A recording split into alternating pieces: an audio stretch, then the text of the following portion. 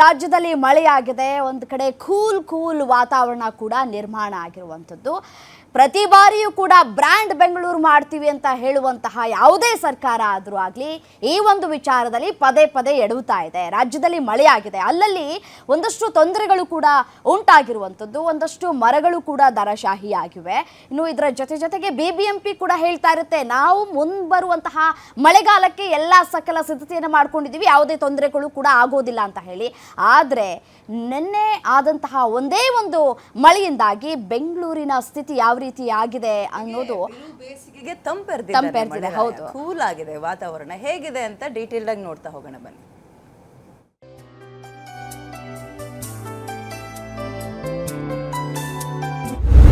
ಬಿರು ಬೇಸಿಗೆಯಲ್ಲಿ ರಾಜ್ಯದ ಹಲವೆಡೆ ಮಳೆ ಅಬ್ಬರ.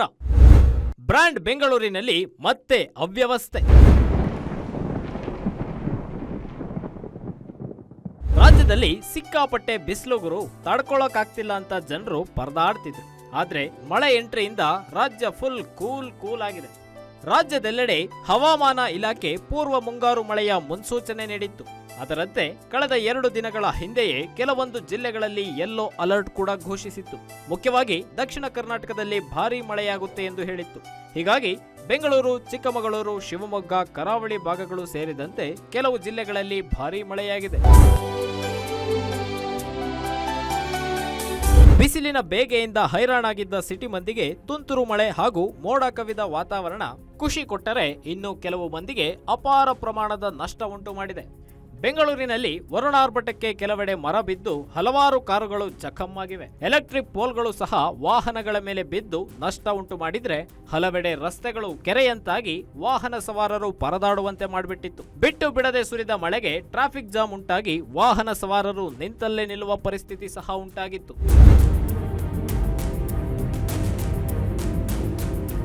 ಇನ್ನು 4-5 ದಿನಗಳಲ್ಲಿ ರಾಜ್ಯದಲ್ಲಿ ಇದೇ ರೀತಿ ಗಾಳಿ ಸಹಿತವಾದ ಮಳೆ ಮುಂದುವರಿಯಲಿದ್ದು, ಬಂಗಾಳ ಕೊಲ್ಲಿಯಲ್ಲಿ ಉಂಟಾದ ಮಳೆ ಮಾರುತಗಳ ಕಾರಣದಿಂದ ಕರ್ನಾಟಕದಲ್ಲಿಯೂ ಭಾರೀ ಮಳೆಯಾಗುವ ಸಾಧ್ಯತೆ ಇದೆ ಎಂದು ಹವಾಮಾನ ಇಲಾಖೆ ಎಚ್ಚರಿಕೆ ನೀಡಿದೆ.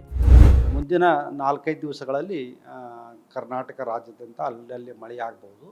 ಹಲವು ಜಿಲ್ಲೆಗಳಿಗೆ ನಾವು ಯೆಲ್ಲೋ ಅಲರ್ಟ್ ಅನ್ನು ಕೊಟ್ಟಿದ್ದೀವಿ. ಅವು ಮುಖ್ಯವಾಗಿ ಶಿವಮೊಗ್ಗ, ಚಿಕ್ಕಮಗಳೂರು, ಹಾಸನ, ಕೊಡಗು, ಮೈಸೂರು, ಚಾಮರಾಜನಗರ, ದಕ್ಷಿಣ ಕನ್ನಡ ಹಾಗೂ ಉಡುಪಿ ಜಿಲ್ಲೆಗಳ ಕೆಲವು ಕಡೆ ಭಾರಿ ಮಳೆಯಾಗುವ ಸಾಧ್ಯತೆ ಇದೆ. ಒಟ್ಟಾರೆಯಾಗಿ ಬೆಂಗಳೂರು ಸೇರಿದಂತೆ ರಾಜ್ಯದ ಕೆಲವು ಜಿಲ್ಲೆಗಳಲ್ಲಿ ಇನ್ನು 1 ವಾರ ಗಾಳಿ ಸಹಿತ ಪೂರ್ವ ಮುಂಗಾರು ಮಳೆಯಾಗುವ ಸಾಧ್ಯತೆ ಇದ್ದು, ವಾಹನ ಸವಾರರು, ಪಾದಚಾರಿಗಳು ಹಾಗೂ ನಾಗರಿಕರು ರಸ್ತೆ ಬದಿಯಲ್ಲಿರುವ ಮರಗಳ ಬಗ್ಗೆ ಜಾಗ್ರತೆ ವಹಿಸುವುದು ಅತ್ಯಗತ್ಯವಾಗಿದೆ. News desk, guarantee news, Bengaluru.